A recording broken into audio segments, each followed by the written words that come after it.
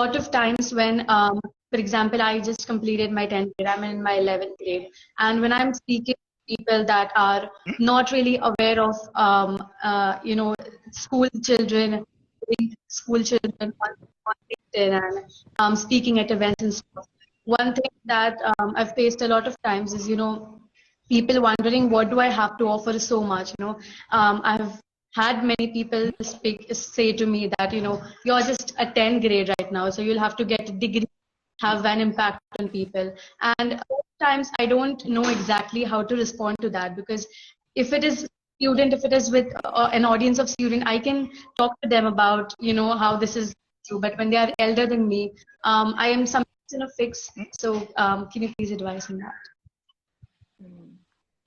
Of course. I mean, so remember, age is an asset, and age can be an asset, and age can be a liability.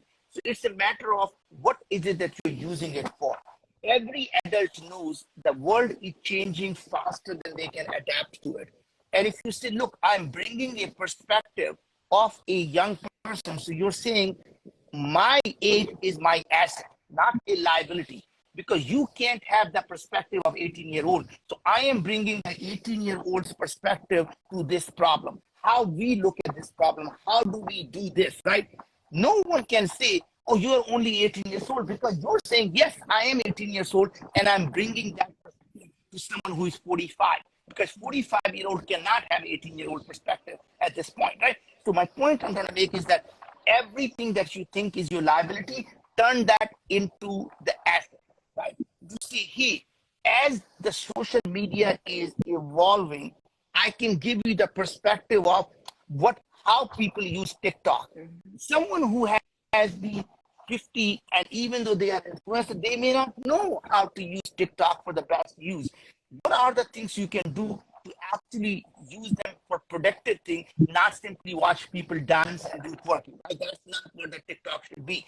There are in TikTok, there are lots of small lessons you can learn. There are a lot of things you can learn. And your job is to say, hey, let me tell you how you utilize these new tools that are coming up in a way that you may not have thought about, right? So you may bring a perspective of how to use ChatGPT.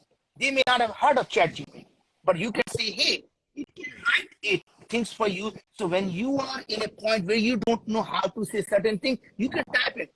Write me a poem for someone I fell in love 10 years ago, and write it in a Shakespearean voice. And there you have it. So